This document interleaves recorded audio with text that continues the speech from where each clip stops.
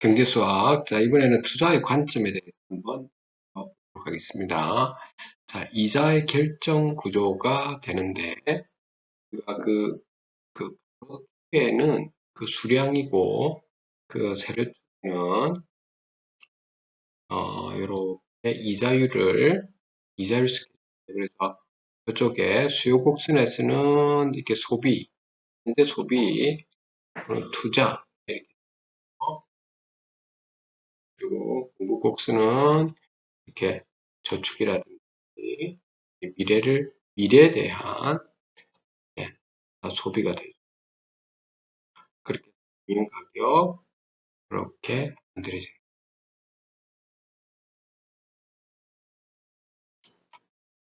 도화력 증가율인데 이게 그 경제 성장률과 물가 상승률의 도화량 증가율이요. 이 두 개를 합해주면 우리가 도화량 증가율이 나오게 되죠.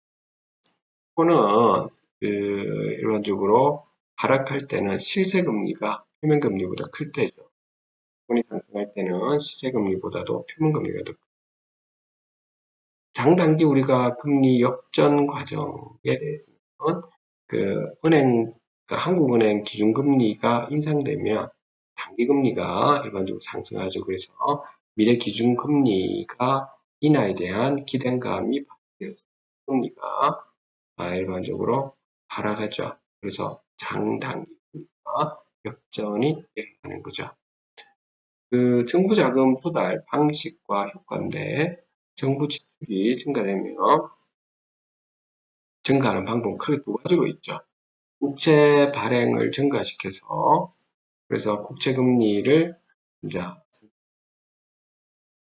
그리고 국채값이 일반적으로 하락되는 거죠. 시장 금리가 상승되어주고 있는데 오늘 한국은행 정부가 인수해서 통화 공급을 좀 증가시켜서 인플레이션이 발생. 그렇게 해서 자, 갭률은 실제 GDP하고 잠재 GDP를 빼준 요 값을 나누어서 곱하기 100을 해주면 됩니다. 그렇죠? 해외 펀드 같은 경우에 여러분들 예를 들면서 피델리티 글로벌 테크놀로지, 정권 투자 신탁, 재간접형 HA 이렇게 돼 있으면 피델리티가 자산 운용사 말하는 거고 글로벌 테크놀로지가 투자 대상, 그 다음에 주식 재간접형에는 투입 비용이죠. 투입 비중이 어떻게 되는지, 그 다음에 재간접 투자 여부는 H는 환해지를 하겠느냐 안 하겠느냐라고 하는 거고요. H는 환해지 한다는 거. A는 선취 수수료를 부과하고 연간 총보수도 부과하는 거죠. 맨 마지막에는 ACESP형으로 이렇게 나뉘는데 이거는 여러분들 인터넷 찾아보면 되겠습니다. 지출에서 우리가 또 보면 회사 관점에서는 자본적 지출과 영업 비용이 있는데 자본적 지출은 장기적인 액수로 여기지는 아이템을 구입하는 것이죠. 그래서 회사에서는 그 일정 금액 이상인 것은 일반적으로 자본적 지출로 그래서 상태표에 일반적으로 자본적 지출의 일부를 감가할 때만 손익계산서에 나타나죠. 영업 비용은 그 손익계산서에만 나타나는 거죠. 수익 비용 대응의 원칙이 있죠. 그거는 월간, 분기 혹은 연간의 특정 기간 이익을 결정하기 위해서 원가를 매출액에 연결을 시키는 거죠. 매출액을 발생시키는데 소위된 그 모든 원가를 정확히 좀 기록을 본 거죠. 그리고 상각이라는 부분에서도 우리가 그 감가상각과 관모상각이 있는데 감가상각은 depreciation이라고 해서 비현금에 대한 비용인 거죠. 그러니까 이 비현금 비용은 둘 다 맞는데 그 어떤 유형자산에 대해서 관모상각은 amortization이라고 해서 무형자산에 적용되는 것이죠. 공원마직은 컨트리뷰션 마진에서 매출액에서 변동비를 뺀 거죠. 제품들을 좀 비교하고 비교해서 제품 생산 라인을 늘릴지 말릴지 결정할 때 그것만으로 많이 사용하죠. 손익계산서 분석은 퍼센트와 퍼센트 변동이 그다음 자본은 하는데 자산에서 부채를 뺀 거죠. 주주가 지불한 금액에 회사가 설립일에 벌어들인 모든 이익을 더한 값에서 주주에게 지급된 배당을 뺀 값. 그러니까는 투하 자본 이익률 있죠. 그리고 그 자본적 지출에서 일어나는 이해가치, 현재가치, 요구수익률, 기회비용에는 경제에서는 우리가 보통 이 내부 경제하고 외부 경제 그래서 내부 경제는 생산 규모가 확대에 따른 생산량의 지금 체증이 되는 거죠. 그래서 설비의 개량이라든지 조직의 개량인 거죠. 그 내부 불경제라고 하는 것은 과잉성 때문에 손익분기점이 그 상승하는 것과 같은 기업 내에 불이익이 생기는 것은 내부 불경제라고 하죠.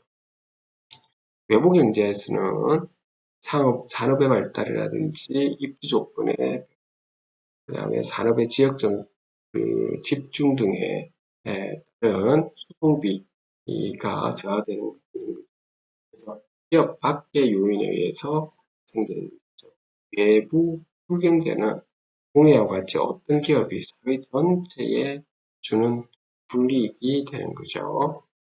그러니까 투자에서 우리가 또 마지막으로 봐야 될 게 장차 얻을 수 있는 수익을 위해서 현재 자금을 지출하는 것이죠. 그래서 경제학에서는 기존 자산의 구입은 소유자의 교체를 의미할 뿐이고 사회 전체로서는 아무것도 추가된 것도 없기 때문에 투자가 있었다고는 볼 수가 없는. 그래서 새로운 것을 우리가 자산을 우리가 만들어낼 때 한해서 자, 이익이라고 하는 것도 우리가 인컴 게인이라고 해서 배당과 그다음 캐피탈 게인에서 매매 차익이 있죠. 그 다음에 예를 들어서 투자할 때 부동산 같은 경우 아파트 단지 내 상가 재건축 같은 경우에 상가 쪽에서 반대하는 경우에는 조합 설립 추진위원회가 상가 부분의 토지를 분할 소송을 제기할 수도 있고 그래서 상가는 재건축으로 손해를 좀 많이 보는 경우가 있죠. 왜냐하면 거기가 텃밭이 되어가지고 자기들이 영업을 해야 되는데 영업을 못 하잖아요. 그렇죠?